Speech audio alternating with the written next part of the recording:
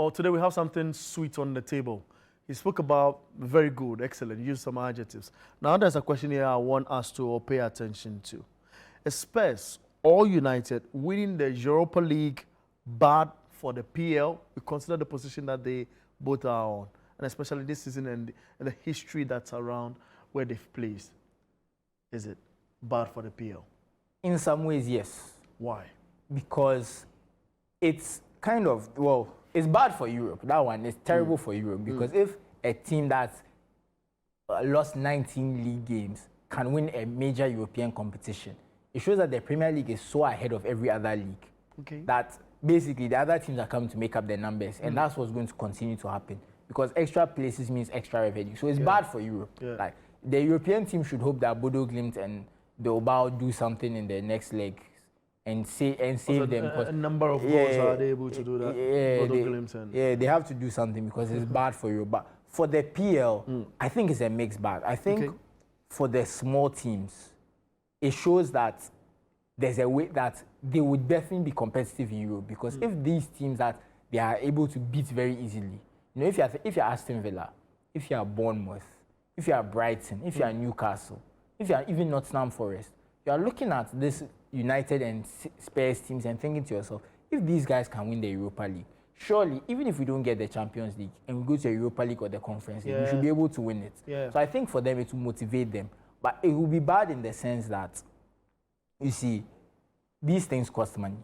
Competing in Europe, you need a big squad, you need money. And it's going to cause Premier League teams to spend more. And if Premier League teams are spending money they don't have, we're going to have a lot of PSR issues, clubs get into financial trouble. So it's a double-edged sword. I think it will make Premier League teams more ambitious, knowing that even these guys who are jokers in our league can do so well in Europe, jokers, quote unquote, can do so well in Europe. But I think the after effect when people spend money they don't have, because even Aston Villa, they're a good example of a team that is spending money they don't necessarily have.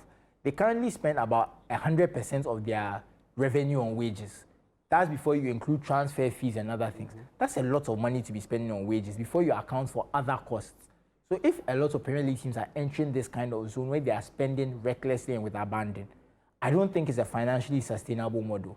And the fact that they are doing this, and it's almost like whatever you do, these top 6 teams will get into the Champions League, is going to motivate these teams to spend more. So you have to look at it from a different perspective. I think footballing-wise, it's great for the Premier League, but I think the add-on effects and what it might motivate teams to do, what it can cause financially down the line, is something people should be very careful of. Because there's always new financials. You're looking at PSR now and how it's affecting teams. And teams are going to keep pushing the envelope, keep doing different things to try and beat PSR. And I think that might be a problem for the league because the easiest way to beat PSR is to sell your youth players, right? Because they are pure profits, whatever it says. What is the point of a league that is motivating teams to only have academies to sell players? True. If you're not getting your academy products into the team, you struggle to create a connection because look at how excited Arsenal fans are to see Bukayo Saka and Luis Kelly in the first team. Look at Manchester United. They've had all these Kobe Menu, Garnacho, Rashford at a point. We've had Gary Neville, David Beckham, Paul Scholes, you name them, who have come to the Manchester United account. Look at even John Terry, the attachment Chelsea fans have to him. So you can see, but if you reach a point where every team is trying to sell as fast as possible, I wonder what will happen to the Premier League and the connection between the fans and the team. So I think the financial knock-on effects could be disastrous. I think that's where my issue lies for sure. Great. Yeah, winning it, will it be bad for and just to add, if one of them gets European Champions League football, Spurs or United, it's almost like because they've had a bad season, they've managed to get away with it. And they can strengthen like the way they've been strengthening. And you've had a great league season, you finished 7th, you finished 6th, you didn't get into the Champions League. You are basically now have less revenue than them. They can attract better players. And this your season that you worked hard to get has been negated by the trophy. So that's the last part.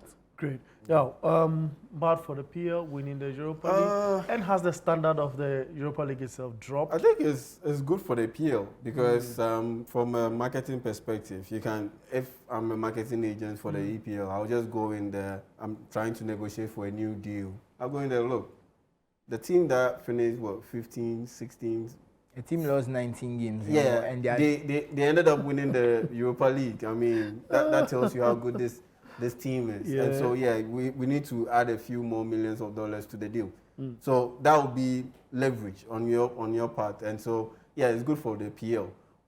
But for Europe, I don't think it's too much of a bad situation because, again, you have to look at context. Because, look, this Man United teams of old were better than this Man United team. And they ended up playing against Real Sociedad, and those Man United teams that were better than this Man United team got waxed by Real Sociedad. It was Bilbao. Bilbao, yeah, Athletic Bilbao. Yeah. You get it. And even in previous season, Man United played against Real Sociedad, and they lost in the Europa League. Yes, they got waxed by Real Sociedad and Athletic Bilbao. Yeah. But in this situation or in this campaign, they ended up beating Real Sociedad. They qualified. And now they are on the verge of beating Athletic Bilbao. But you look at the context, those red cards that were conceded, questionable red cards in both games, and that pretty much. You think the Athletic? Yeah, it was questionable. Oh, I don't think so. I think it was harsh. Once you give that infringement. Give a yellow card or something. That's pretty much it. Sorry. If you are going strictly by the rules, yes, it's correct. But at the end of the day, like I always say, referees are also game managers. Susu was telling us about the rule in the PL. Yes. I get it. It's the rule. Yeah. But as a referee, you need to also manage the game. You can't just throw away the context because of the contest. Because of you following the rule down to a T. Yeah. No, you should manage the game. And in that situation, handing out or giving out that red card, I think it was a bit too much. And I always go back to this example. At the 2010 World Cup final,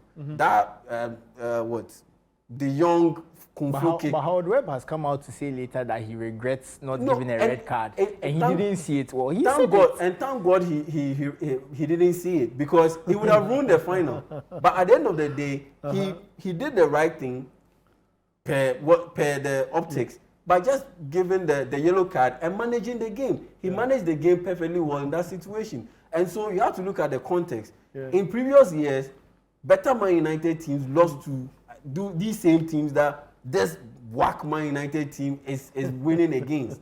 It's because of the context. The factors within the game aided Man United to beat those teams. Great. And on the verge of qualifying to the Europa League final and winning it. And so I don't think it's a bad look for the Europa League and UEFA. Thank you. If they win. Great. Thank you, Yawa. So